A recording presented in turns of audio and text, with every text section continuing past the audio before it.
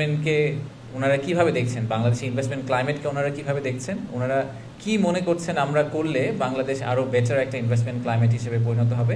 আমরা একজন লোকাল ইনভেস্টরের কথাও শুনবো, একজন বড় ব্যবসায়ী বাংলাদেশি, উনি বক্তৃতা রাখবেন, আমাদের অ্যাপেক্সের নাসিম মনসুর ভাই। তো ওনার কাছ থেকে আমরা জানার চেষ্টা করবো যে বাংলাদেশি যারা লোকাল বিনিয়োগকারী, তারা তো আমাদের বাংলাদেশের জন্য একটা বড় আসলে ড্রাইভার, আমাদের বিনিয়োগের একটা বড় অংশ কিন্তু লোকাল বিনিয়োগকারীদের থেকে আসে। তো তাদের যেই ভিউটা, তারা আসলে আমাদের সরকার থেকে কি এক্সপেক্ট করেন, কিভাবে ওনাদেরকে আমরা আরও বেটার একটা ইনভেস্টমেন্ট ক্লাইমেট দিতে পারি, সেই ব্যাপারেও আমরা তার কাছ থেকে শুনবো। এছাড়া আমরা প্রধান অতিথি যখন থাকবেন সেই সময় আমরা 5টি অ্যাওয়ার্ড দিব। আমরা আগেরবার বলেছিলাম আমাদের নাম্বারটা একটু কম ছিল, বাট আমাদের এখন ফাইনালি যেটা হয়েছে, আমরা 5 জনকে সম্মানিত করব, কোম্পানি বা ইন্ডিভিজুয়াল। তো প্রথমটা হচ্ছে একজন লোকাল ইনভেস্টরকে আমরা সম্মানিত করব, তার সাথে একজন ফরেন ইনভেস্টরকে আমরা সম্মানিত করব, ইএসজি বা সাস্টেইনেবিলিটি সাইডে কন্ট্রিবিউশনের জন্য আমরা একটা সংস্থাকে সম্মানিত করব, আর সবশেষে আমরা অ্যাওয়ার্ড দিব হচ্ছে ইনোভেশনের জন্য, একটা কোম্পানি যারা খুব ইনোভেটিভ কিছু একটা করেছে তাদেরকেও আমরা আলাদা করে সম্মানিত করবো। এই 4টা করব। আর বাংলাদেশের ইনভেস্টমেন্ট ক্লাইমেটে আপনারা জানেন যে আমাদের অনেক বিদেশি কিন্তু আছেন যারা বছরের পর বছর ধরে বাংলাদেশে আছেন, 20-25 বছর ধরে বাংলাদেশকে ওনারা অ্যাম্বাসেডারের মতো বাংলাদেশকে বিভিন্ন দেশে পরিচিতি দেওয়ার চেষ্টা করেছেন, বাংলাদেশে বিনিয়োগ করেছেন, অনেক দিন ধরে আছেন, বাংলাদেশের সাথে খুব ক্লোজভাবে জড়িত। আমরা অনেক বাংলাদেশি হয়তো 20-25 বছর দেশে থাকি নাই, কিন্তু ওনারা কিন্তু অনেক দিন ধরে আমাদের দেশের সাথে কাজ করছেন। তো এরকম একজন বিদেশি বিনিয়োগকারীকে আমরা একটি সম্মাননা দিব, ওনাকে আমরা অনারারি সিটিজেনশিপ অফার করব এই ইভেন্টের থ্রুতে। সো এটা একটা কমপ্লিটলি ডিফারেন্ট অ্যাঙ্গেল দিবে আমাদেরকে, বাট আমরা জেনারেলি মনে করি যে আমাদের সবচেয়ে বড় অ্যাম্বাসেডার হতে পারে হচ্ছে যে কোনো বিদেশি যদি এসে বলে, বা সে তার দেশে গিয়ে বলতে পারে যে আপনারা বাংলাদেশে বিনিয়োগ করেন, কারণ আমার বিনিয়োগটা খুব সফল হয়েছে এবং আমি মনে করছি যে বাংলাদেশ বিনিয়োগের জন্য একটা খুবই ভালো জায়গা। তো সেই এসেন্সটাকে হাতে নিয়ে আমরা ওনাদেরকে, ওরকম একজন ভদ্রলোককে আমরা অনারারি সিটিজেনশিপ অফার করব। আর এর বাইরে আপনারা আগেও শুনেছেন যে অনেকগুলা এমওইউ সাইন হবে, কিছু ইনভেস্টমেন্ট কমিটমেন্ট হবে। MOU signing actually is a big range. So এই রেঞ্জের মধ্যে শুধুমাত্র আমরা ইনভেস্টমেন্ট নিয়ে কথা বলছি না, আমরা এর পাশাপাশি আরও বেশ কিছু যেগুলো টপিক আছে, যেগুলো মেইন কি টপিক ইনভেস্টমেন্ট ক্লাইমেট রিলেটেড, যেরকম একটা এক্সাম্পল হিসেবে আমরা বলতে পারি যে লেবার ল নিয়ে আমরা আপনারা দেখেছেন যে ইন্টারিম গভর্নমেন্ট লেবার লর ব্যাপারে খুবই সিরিয়াস। আমরা মনে করি যে এখানে আসলে সরকার, ব্যবসায়ী এবং আমাদের শ্রমিক যারা আছেন সবার মধ্যে কিন্তু একটা ইকুইলিব্রিয়াম কাজ করতে হবে, এটা সবসময় ওয়ান সাইডেড হলে চলবে না। তো আইএলওর সাথে আমরা এরকম একটা দ্বিপাক্ষিক চুক্তি স্বাক্ষর করার চিন্তা করছি, তার সাথে আরও বেশ কিছু মাল্টিল্যাটারাল ওটার মধ্যে ইনভলভ থাকবে। আমরা নাসার সাথে একটা চুক্তি স্বাক্ষর করার কথা চিন্তা করছি স্পেস এক্সপ্লোরেশন নিয়ে, নন মিলিটারি স্পেস এক্সপ্লোরেশন নিয়ে চুক্তি স্বাক্ষর কথা চিন্তা করছি। সেটা নিয়ে আপনাদেরকে আমরা যেদিন চুক্তি স্বাক্ষর করা হবে সেদিন আপনাদেরকে আমরা আরও ডিটেইল জানাতে পারবো। আর ফাইনালি আমি যেটা বলবো যে মিডিয়ার জন্য আমরা যথেষ্ট ভাবেই কেটার করার চেষ্টা করছি কীভাবে আপনাদেরকে বেস্ট অ্যাক্সেসটা দেওয়া সম্ভব হয়। একটা মিডিয়া কর্নার থাকবে, তো যখন এই মেইন প্রোগ্রামগুলো হতে থাকবে সারাদিন ধরেই তো অনেকগুলো প্রোগ্রাম চলবে, ওই ভেন্যুতে একটা মিডিয়া কর্নার থাকবে। তো যারা আপনারা ওখানে যাবেন তারা ওই সময়ে যদি কোনো বিনিয়োগকারীকে বা আলাদা করে কাউকে ইন্টারভিউ করতে চান বা কারোর সাথে কথা বলতে চান, তাহলে আপনারা মিডিয়া কর্নারটা ইউজ করে সেই জিনিসটা করতে পারেন। সেই সাপোর্টটা আমরা আপনাদেরকে ফুললি দেওয়ার চেষ্টা করব। এর বাইরে আমার আসলে তেমন বড় কিছু বলার নেই। আপনাদের যদি কোনো প্রশ্ন থাকে আমি প্রশ্নগুলো নিতে চাই। তার আগে আমি লাস্ট একটা ছোট্ট পয়েন্ট বলে নিই। আমি জানি এই প্রশ্নটা আসবে, সো এটা নিয়ে আমি একটু আগে কথা বলে নিই। সেটা হচ্ছে যে গতকালকে অলরেডি আমরা একটা সম্মান সম্মেলন করেছি যে আমেরিকার যেই ট্যারিফ রিলেটেড যে ইস্যুটা আছে সেটা নিয়ে। তো অনেকেরই ধারণা যে এটার সাথে আসলে ইনভেস্টমেন্ট সামিট কীভাবে রিলেটেড, ইনভেস্টমেন্ট সামিটের ঠিক আগে এরকম একটা ইনসিডেন্ট হলো, তাতে আমরা এটার ব্যাপারে কি মনে করছি। তা আপনি যদি আমাকে পার্সোনালি জিজ্ঞেস করেন, আমি I C the glass half ফুল, এই কারণে যে আসলে আপনি যদি ওনাদের যেই পয়েন্ট অফ ভিউ থেকে ওনারা আসছেন, ইউএসটিআরের একটা রিপোর্ট আছে বাংলাদেশের ব্যাপারে, বাংলাদেশের বিনিয়োগের যে অবস্থা সেই অবস্থার ব্যাপারে ইউএসটিআরের একটা রিপোর্ট আছে। সেই রিপোর্টের উপর বেস করে ওনারা অনেকগুলো ডিসিশন ড্রাইভ করেছেন বলে বলছেন। তো সেই রিপোর্টে আমাদের জন্য কিছু বেসিক রিফর্মের কথা বলা হচ্ছে, যে আমাদের রেগুলেটরি কিছু রিফর্ম দরকার, কাস্টম ডিউটির ক্ষেত্রে কিছু রিফর্ম দরকার, করাপশন, এরকম আপনার আইপি রাইটস, এরকম বেশ কয়েকটা টপিকের কথা বলা আছে। এই রিফর্মগুলো কিন্তু আমরাও করতে চাচ্ছিলাম। আমরা ইন্টারিম গভর্নমেন্ট হিসেবেও চাচ্ছিলাম যে বাংলাদেশের যে বিনিয়োগ ব্যবস্থা সেখানে একটা মেজর রিফর্ম হোক, যাতে ইনভেস্টরদের জন্য ভবিষ্যতে বাংলাদেশে ব্যবসা করা ইজি হয়। তো ওনাদের এই এডিশনাল পুশটা আমাদের জন্য আসলে একটা খুবই বেনিফিশিয়াল আউটপুট। আমি মনে করি যে এই মোমেন্টামের উপর বেস করে আমরা অনেকগুলো রিফর্ম আসলে আমাদের বিনিয়োগ ব্যবস্থার মধ্যে করে ফেলতে পারবো, সেটা আমাদের জন্য আসলে ভালোই হবে। এটার মধ্যে নেগেটিভিটি আমি একদমই কিছু দেখি না। এই অপরচুনিটিকে ইউজ করে আমি মনে করি যে আমাদের আসলে ওভারঅল ইনভেস্টমেন্ট ক্লাইমেটে একটা সিগনিফিক্যান্ট প্রোগ্রেস আনা সম্ভব। আর আমাদের কম্পিটিটর কান্ট্রি যারা আছে তারাও আমাদের সাথে একই বোটের মধ্যে আছে, একই নৌকায় আছে। সো তাদের ডিরেকশন অফ ট্রাভেলটা যেদিকে হবে আমাদেরটাও মোস্ট লাইকলি সেদিকেই হবে। সো আমি এটা নিয়ে একেবারেই চিন্তিত না যে ইনভেস্টমেন্ট ক্লাইমেটের ঠিক 4 দিন আগে হঠাৎ করে একটা ইউএসএ চেঞ্জ ইন পলিসি আমাদের জন্য কি মেজরলি নেগেটিভ হয়ে গেল কিনা। আমি অ্যাকচুয়ালি পার্সোনালি মনে করি যে ইটস এ গুড সিগন্যাল। আমরা এটাকে ব্যবহার করে, আমরা এটার অপরচুনিটিটাকে নিয়ে আমরা ভবিষ্যতে আরও বেটার ইনভেস্টমেন্ট ক্লাইমেট তৈরি করার চেষ্টা করবো বাংলাদেশে। ধন্যবাদ।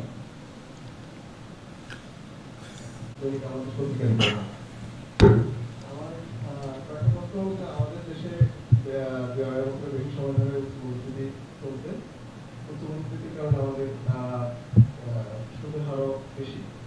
এখন হলো যে বিশ্বমূল্য কি বলে ট্রাম্পের সুদের কারণে বিশ্বমূল্য একটা সংখ্যা রয়েছে, সারা বিশ্বে পরিস্থিতি আরো বাংলাদেশের মধ্যে বাড়বে। তো এইরকম পরিস্থিতিতে উচ্চ সুদের হার, উচ্চ পরিস্থিতির কারণে বাংলাদেশে কতটা মানে সুখকর হবে বা বিনিয়োগকারীরা কতটা শক্তি বোধ করবে। আরেকটা বিষয় হলো যে দেখেন, আপনাকে এটাকে একটা গেম অফ চেসের মতো করে চিন্তা করতে হবে। বাংলাদেশকে ইন্ডিপেন্ডেন্টলি দেখার কিছু নাই। আমার যদি একজন লেটসে আমি চায়নার এক্সাম্পল দিই, আমার যে চাইনিজ ইনভেস্টার যে বাংলাদেশকে কনসিডার করছে, সে মনে করছে যে বাংলাদেশে সুদের হার বেড়ে যাবে, বাংলাদেশে মূল্যস্ফীতি হবে। গ্লোবাল কোনো ম্যাক্রো ইকোনমিক ইফেক্ট পৃথিবীর সবগুলো দেশকে ইকুয়ালি ইফেক্ট করবে। সো ট্রাম্পের, ফর এক্সাম্পল ডোনাল্ড ট্রাম্পের যে নতুন পলিসি বা উনি যে ডিক্লারেশনটা দিয়েছেন, এটা যদি এক্সিকিউটেড হয় তাহলে কিন্তু শুধু বাংলাদেশ মূল্যস্ফীতির ভিতর দিয়ে যাবে বা সুদের হারের ভিতর দিয়ে যাবে তা না, সবাই যাবে। So it is always a relative comparison. এটা কিন্তু এমন না যে শুধু বাংলাদেশকে ইন্ডিপেন্ডেন্টলি দেখতে হবে। তো আমি সেই পয়েন্ট অফ ভিউ থেকে মনে করি না যে এই স্পেসিফিক ইনসিডেন্টটা বাংলাদেশের রিলেটিভ কম্পিটিটিভ অ্যাডভান্টেজের মধ্যে কোনো মেজর ইফেক্ট করতে পারে। সমগ্র পৃথিবী যদি একটা ইনফ্লেশনারি প্রেশারের ভিতর দিয়ে যায় এই পলিসির কারণে, সেটা সবার জন্য অ্যাপ্লিকেবল হবে। সো সেই ক্ষেত্রে আমার মনে হয় না যে বাংলাদেশের জন্য ইন্ডিপেন্ডেন্টলি এটা অনেক বেশি ডেট্রিমেন্টাল হবে relative to rest of the globe. Hello, আমি দুটি প্রশ্ন করব। প্রথম প্রশ্ন হচ্ছে যে শোনা যাচ্ছিল যে এবারে সামিটে এক ধরনের চমক একটা করে আসি। প্রথমত হচ্ছে যে ইলন মাস্ক সামিটে আসবেন এরকম কোনো ঘোষণা আমরা কখনোই দেইনি। আসলে উনি একজন, তো আপনারা সবাই জানেন যে উনি ইলেকশনের পরে, ইউএস ইলেকশনের পরে উনি একজন আমেরিকার সরকারি কর্মকর্তা হয়ে গেছেন। তো ওনাকে বাংলাদেশে আনার জন্য আমাদের একটা প্রসেসের ভিতর দিয়ে যেতে হবে। এটা আসলে ওভারনাইট, আগে একজন ব্যবসায়ীকে আনার জন্য ব্যাপারটা যত সহজ ছিল আমাদের জন্য যে ওনাকে আমরা কোনোভাবে কানেক্ট করে নিয়ে আসতাম, এখন ওনাকে আনাটা একটা become a state program. So ওই পয়েন্ট অফ ভিউ থেকে ওনাকে এত সহজে আসলে আমরা আনার কথা চিন্তা করছি না। ওনাকে আমরা আনার ব্যাপারে কথাবার্তা চলছে, বাট এটা এই সামিটে হচ্ছে না প্রথমত। দ্বিতীয়ত হচ্ছে যে সামিটে আমরা কালকে 9 তারিখে আমরা স্টার্লিংয়ের ডেমো ডে বলছি। সো স্টার্লিং ডিভাইস দিয়ে আসলে পুরো সামিটটা রান করা হবে। ইন্টারকন্টিনেন্টালে স্টার্লিং সার্ভিস প্রোভাইড করবে এবং সেটা আমরা আপনারা সোশ্যাল মিডিয়াতে লাইভ যে প্রোগ্রামগুলো দেখবেন সেটা স্টার্লিংকের থ্রুতে পাওয়ার করা হবে। তো সেটা যারা সামিটে যাবেন তারা আসলে পার্সোনাল ডিভাইসও স্টার্লিংকে কানেক্ট করে আপনারা ওখানে একটা এক্সপিরিয়েন্স করতে পারবেন। স্টারলিংকের অ্যাপ্রুভালের ব্যাপারে ওনারা বিডার রেজিস্ট্রেশনের জন্য অ্যাপ্রুভাল করেছিলেন। আপনারা শুনেছেন যে গত মাসের 29 তারিখে আমরা এনজিএসও পলিসি ফাইনালি রোল আউট করে দিয়েছি পাবলিক ডোমেইনে। তারপরে ওনারা বিডার রেজিস্ট্রেশনের জন্য অ্যাপ্লাই করেছিলেন, ওনাদের বিডার রেজিস্ট্রেশন হয়ে গেছে। ওনাদের নেক্সট স্টেপ হচ্ছে যে এনজিএসও লাইসেন্স নেওয়া, ওটার জন্য সম্ভবত ওনারা আজকে অ্যাপ্লাই করবেন।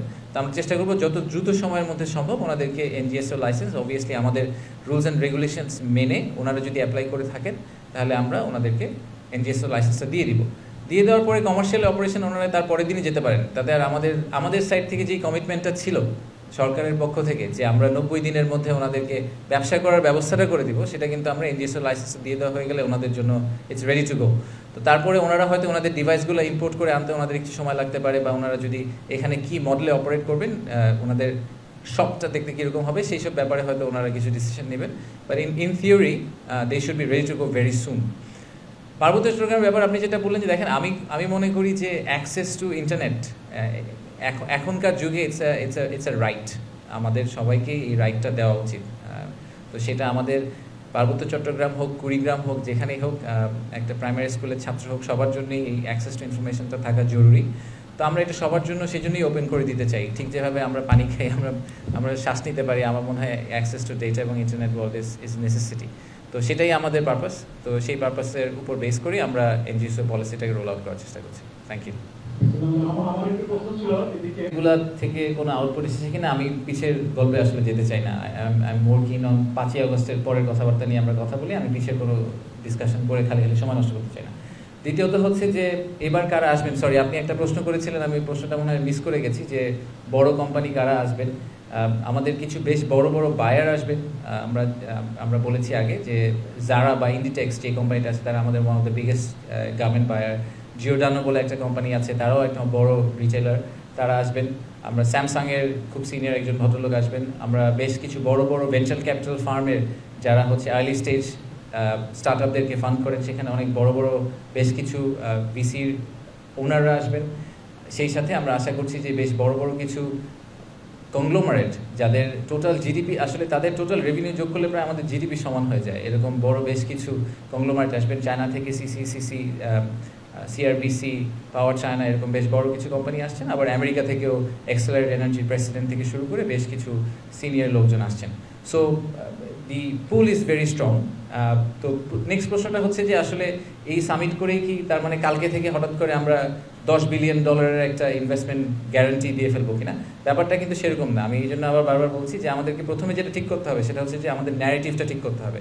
আমাদের বাংলাদেশের ব্যাপারে যে গ্লোবাল ন্যারেটিভটা আছে, এই ন্যারেটিভটাকে আমাদেরকে ওভারটার্ন করতে হবে, নাম্বার 1। নাম্বার 2 হচ্ছে বাংলাদেশের যেই ব্যবসা করার যে difficulty, is of doing business, সেটাকে আমাদের সিগনিফিকেন্টলি ইমপ্রুভ করতে হবে। আমরা যেখানে আছি, ওয়ান অফ দ্য রিজনস যেই কারণে বাংলাদেশে আমরা অনেক ধরনের ট্যাক্সের সুবিধা দিই, 10 বছরের ট্যাক্স ব্রেক আছে বেজাতে, তারপরেও বেজাতে ইনভেস্টমেন্ট হয় না। তো কেন তাহলে ইনভেস্টমেন্ট হয় না? যদি আমরা ট্যাক্স ব্রেক দিই 10 বছরের 12 বছরের, লোকজনের তো ট্যাক্স দিতে হবে না।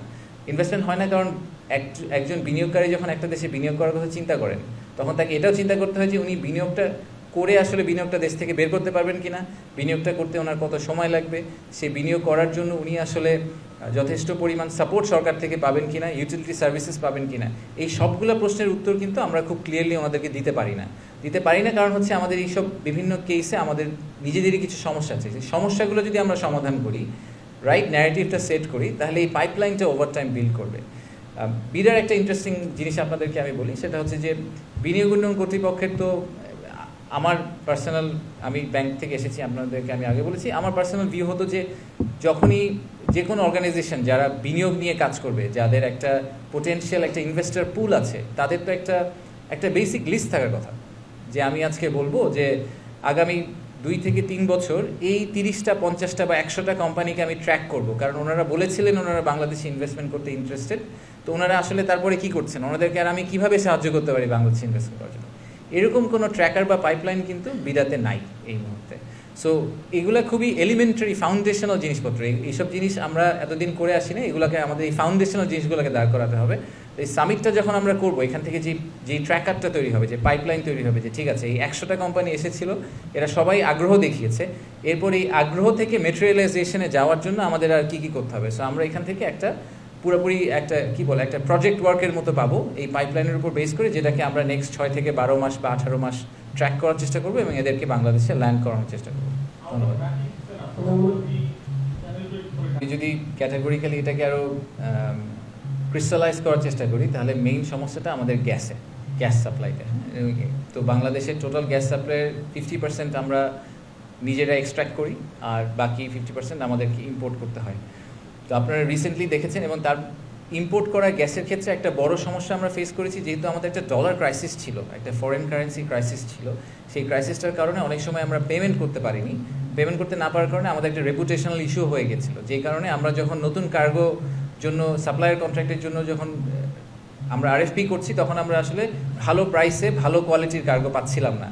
তো এখন আপনারা দেখেছেন যে আমাদের ফরেন কারেন্সি রিজার্ভটা কিন্তু একটা স্টেবল পর্যায়ে চলে এসেছে, টু দ্য পয়েন্ট যে বাংলাদেশ ব্যাংকের গভর্নর এখন বলছেন যে ওনারা আসলে হয়তো আইএমএফ ফান্ডিংটা নাও লাগতে পারে আমাদের এই স্টেবিলিটির জন্য। তো যখন আমাদের এই লিকুইডিটি তৈরি হয়ে যাবে, যে আমরা আসলে পেমেন্টগুলো করতে পারবো, তখন এই যে গ্যাপটা, এই 50%-এর গ্যাপটা যেটাকে আমাদের ইম্পোর্ট করে আনতে হয়, সেটা সিগনিফিকেন্টলি আসলে ইজি হয়ে যাবে আমাদের জন্য করা, নাম্বার 1। নাম্বার 2 হচ্ছে যে আমরা অনেকগুলো লং টার্ম কন্ট্রাক্ট করেছিলাম, আগেই করা হয়েছিল এগুলো, আসলে আমি ক্রেডিট নিব না, এটা আগে সরকারের সময় করা হয়েছিল, যেগুলো সবগুলো ইন এফেক্ট হবে হচ্ছে জানুয়ারি 2026 থেকে। তো 2026 জানুয়ারির পর থেকে কিন্তু আমাদের একটু আসলে প্রেশারটা এমনিই কমে যাবে, ন্যাচারালি কমে যাবে। ন্যাচারালি কমে যাওয়ার উপরে আমি আবারও ইয়েস ট্রেডের পয়েন্টটাতে ফেরত আসি। আমরা কিন্তু গতকালকে আপনারা সংবাদ সম্মেলনে শুনেছেন যে আমরা ফেব্রুয়ারি থেকে আসলে আমেরিকার সাথে কথা বলছি যে কীভাবে আমরা ট্রেড ইমব্যালেন্সটা কমাতে পারি। একটা বড় টপিক আমাদের ট্রেড ইমব্যালেন্স কমানোর হচ্ছে গিয়ে এনার্জি। সো ওনারা কিন্তু ট্রাম্প অ্যাডমিনিস্ট্রেশন আসার পরে ডিসিশন নিয়েছেন যে ওনারা এলএনজি আবার এক্সপোর্ট করবেন। তো সেই ব্যাপারে আমরা অলরেডি আমেরিকার সাথে কথা বলছি। সো আমাদের জন্য একটা নতুন সোর্স অফ এনার্জি তৈরি হয়েছে, জিসিসি মার্কেট, যে গালফ মার্কেটগুলোর বাইরে আমেরিকা আর একটা মার্কেট হিসেবে। তো আমরা যদি ওই মার্কেটটাকেও ভালোভাবে ট্যাপ করতে পারি, আমার ধারণা যে এনার্জি সাপ্লাইয়ের এই যে ক্রাইসিসটা আছে বা একটা শর্টেজ আছে, সেই শর্টেজটাকে আমরা রিকভার করতে পারবো। রিকভার করতে পারলে আমার মনে হয় না যে এটা নিয়ে সমস্যা হবে। আর ফাইনালি পলিসিগত আমার একটা পার্সোনাল রেকমেন্ডেশন, আমার ধারণা সরকার অলরেডি এটা নিয়ে কাজ করছে, সেটা হচ্ছে যে ইন্ডাস্ট্রিয়াল সাপ্লাই ফর এনার্জি। অনেক দেশই এটা করেছে, মালয়েশিয়াতে যেরকম এনার্জি সাপ্লাই ফর ইন্ডাস্ট্রি, এটাকে কিন্তু রিং ফেন্স করা আছে, ওটাকে সরকার গ্যারান্টি করে। কনজিউমারের জন্য যে গ্যাস সাপ্লাই, সেই গ্যাস সাপ্লাইটার ক্ষেত্রে লোকজন এলপিজি গ্যাস ইউজ করে, সিলিন্ডার ইউজ করে, বাট মেইন পাইপলাইনে যে গ্যাস সাপ্লাইটা হয়, যেটা হেভি প্রেশার গ্যাস, সেটা ইন্ডাস্ট্রির জন্য গ্যারান্টিড করা থাকে। তো আমাদের ক্ষেত্রেও আসলে ইভেনচুয়ালি সেই ডিরেকশনে চলে যেতে হবে আমাদেরকে, যে ক্লাসিক কনজিউমার যে গ্যাস ইউজ করে রান্না করার জন্য, তার কিন্তু হেভি প্রেশারের গ্যাসের দরকার নেই। কিন্তু সে রান্না করার জন্য তাকে যে ইনগ্রেডিয়েন্ট কিনতে হবে, সেই ইনগ্রেডিয়েন্ট আসবে যখন সে বেতনটা পাবে, আর তখনই সে বেতনটা পাবে যখন ইন্ডাস্ট্রিটা চলবে। তো ইন্ডাস্ট্রিয়াল গ্যাসকে আমাদেরকে ডেফিনেটলি প্রায়োরিটাইজ করতে হবে, ইন্ডাস্ট্রিয়াল সাপ্লাই অফ এনার্জিটাকে প্রায়োরিটাইজ করে তারপরে বাকি স্পেসটাকে আমাদেরকে প্ল্যান করতে হবে। Thank you. আমরা একটা মেয়েদের গত 8 মাসে প্রতি বিনিয়োগের নাম্বারটা প্রতি কোয়ার্টারলি পাবলিশ করা হয়, হ্যাঁ, এবং কোয়ার্টারলি পাবলিশ করা হয়। আপনি যদি একদম অ্যাবসলিউট বিনিয়োগের নাম্বারটা জানতে চান, সেই নাম্বারটা পাবলিশ করে সেন্ট্রাল ব্যাংক।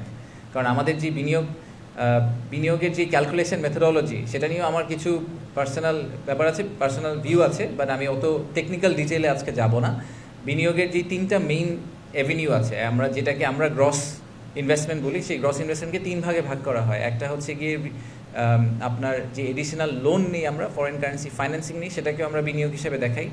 আমরা যেই ক্যাপিটাল যেটা প্রফিট করেন, রিইনভেস্টেড ক্যাপিটাল বলা হয় এটাকে, যে একটা কোম্পানি বাংলাদেশে প্রফিট করেছে, বিদেশি কোম্পানি, সে ওই প্রফিটটা আবার ইনভেস্ট করেছে তার ব্যবসাতে, সেটাকেও আমরা এফডিআই হিসেবে ধরি। আর জেনুইন যেটা ইকুইটি হিসেবে ঢুকে বিদেশ থেকে, সেটাকেও আমরা এফডিআই হিসেবে ধরি।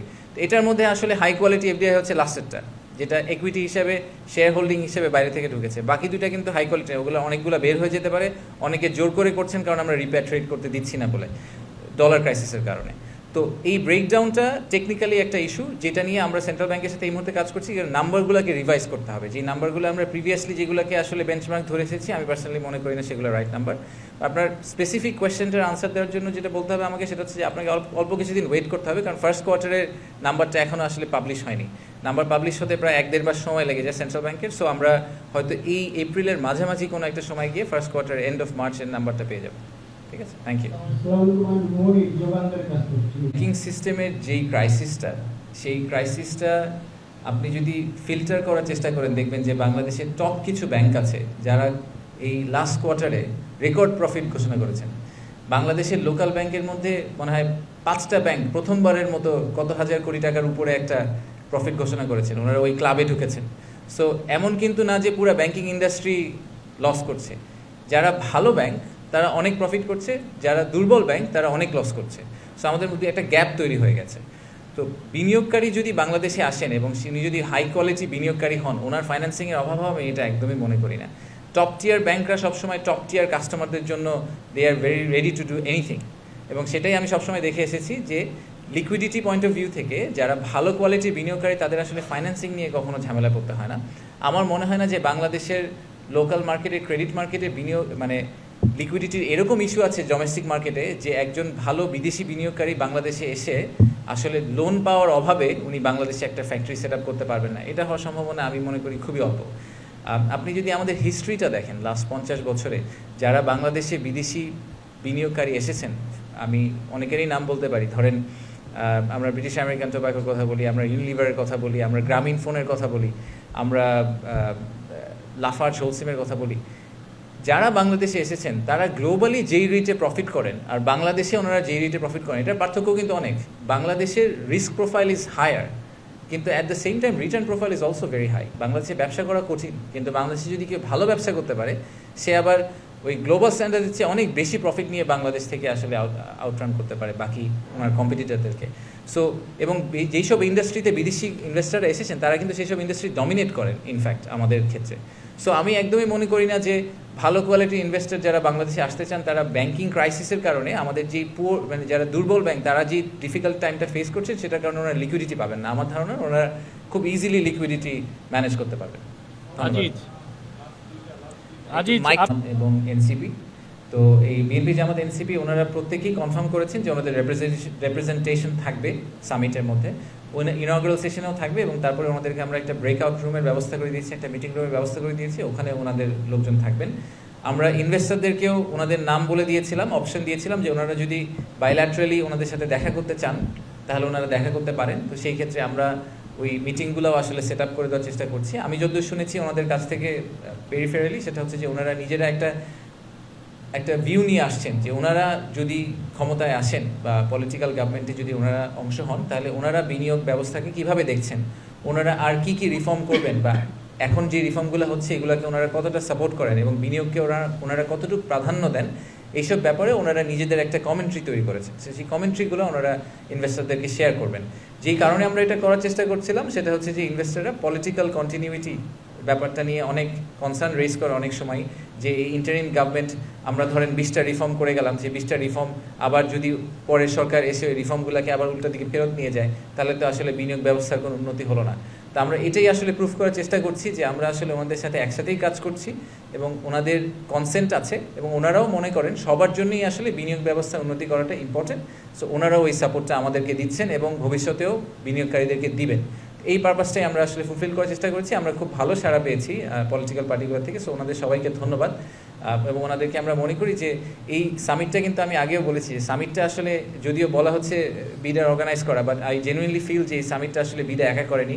অবভিয়াসলি বেজা ইনভলভড, আমাদের যারা পার্টনার অর্গানাইজেশন আছে ইউরোপিয়ান ইউনিয়ন থেকে শুরু করে বিভিন্ন ব্যাংক, বিভিন্ন কনসালটেন্ট তারা ইনভলভ, তারা ছোট ছোট পার্ট অর্গানাইজ করছেন এবং অ্যাট দ্য সেম টাইম আমি বলবো যে প্রাইভেট সেক্টর এবং এই পলিটিক্যাল আউটফিট ওনারা সবাইও কিন্তু আমাদেরকে সময় সময় বিভিন্ন ধরনের রেকমেন্ডেশন, বিভিন্ন ধরনের সাপোর্ট দিয়ে পুরো জিনিসটা অর্গানাইজ করতে হেল্প করেছেন। সো এই সামিটটা আসলে শুধু যদিও বিডার লোগোটা যাচ্ছে, বাট আমি জেনুইনলি ফিল করি যেটা আমাদের দেশের একটা collective effort to showcase the investors. Thank you.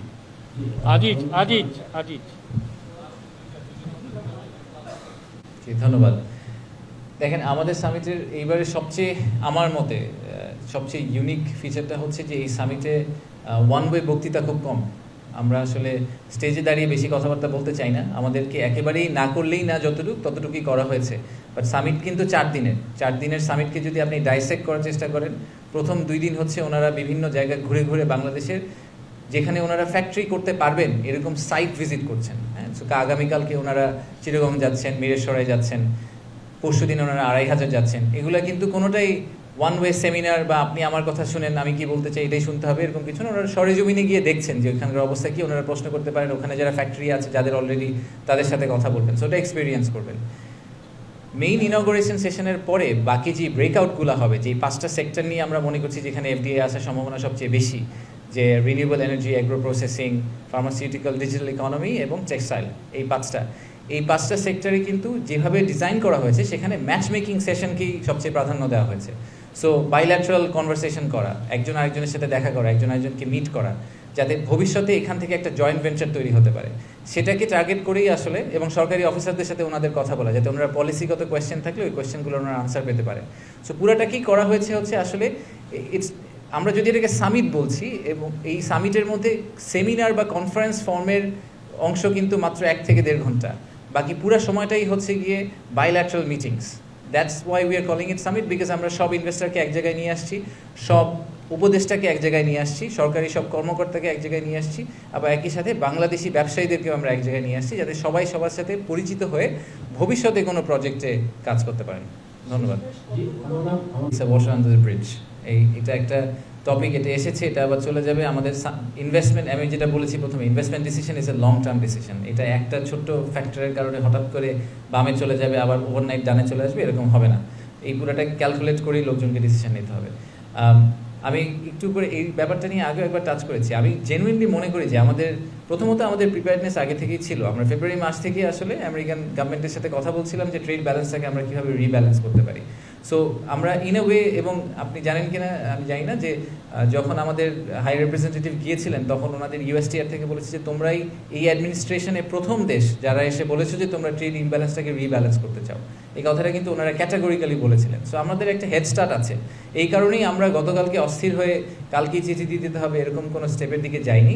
আমরা মনে করছি যে আমাদের অলরেডি একটা এন্ট্রি পয়েন্ট আছে এবং ওনাদের সাথে অলরেডি যোগাযোগ আছে। সেটার উপর বেস করে আমরা ঠান্ডা মাথায় আমাদের ডেডলাইনের মধ্যেই সুন্দরভাবে একটা অ্যাকশনের দিকে যাব। সো আমি যেটা বলতে চাই সেটা হচ্ছে রিঅ্যাসিওর করতে চাই আপনাদেরকে যে এই ব্যাপারে যথেষ্ট পরিমাণ সময় এবং নলেজ বেস বলেন, আমরা কিন্তু আপনি দেখবেন গতকালকে প্রেস কনফারেন্সে আমাদের জাহিদ সত্তার স্যার ছিলেন।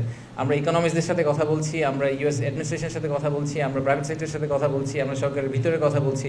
আমরা একটা কালেকটিভ এফোর্টের থ্রুতে আমরা একটা আমরা মনে করছি আমরা খুব সলিড একটা প্ল্যান নিয়ে আসলে ইউএস অ্যাডমিনিস্ট্রেশন এগোতে পারবো। সো আমি এটা নিয়ে একেবারেই চিন্তিত না। ধন্যবাদ। তোটা আপনাকে আমি 10 তারিখ রাতে বলবো যে কতগুলো প্রতিষ্ঠান আসছে।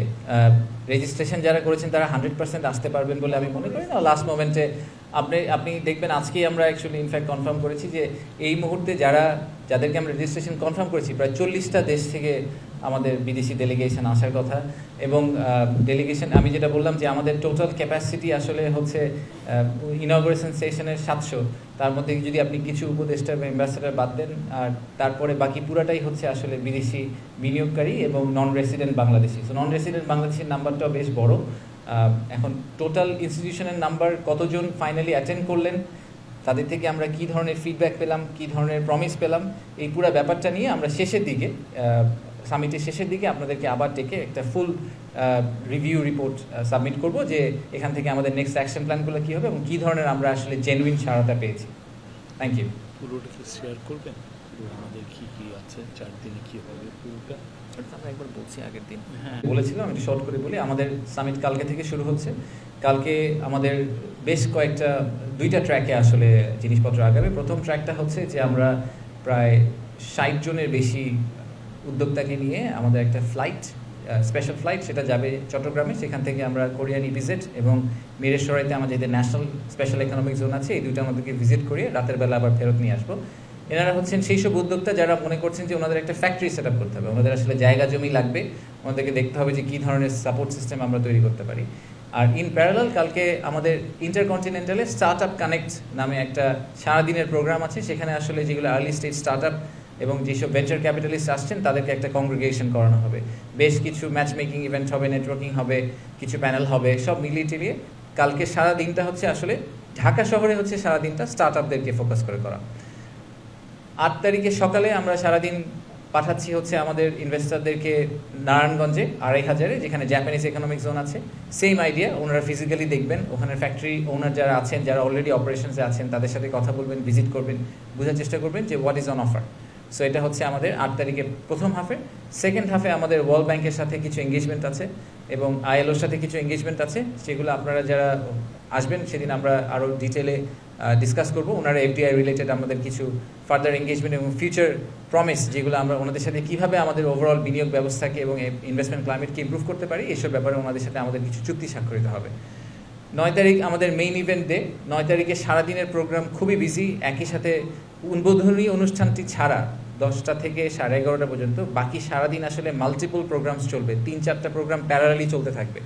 তো উদ্বোধনী অনুষ্ঠানে আমি যেটা বললাম যে আমাদের চিফ অ্যাডভাইজার আসবেন এবং ওখানে আমরা কিছু অ্যাওয়ার্ডস দিব, একই সাথে কিছু বিদেশি বিনিয়োগকারীর কথা শুনবো এবং সেখান থেকে আমরা বোঝার চেষ্টা করব যে আর কি করতে পারলে আমাদের Bangladesh will become their preferred destination.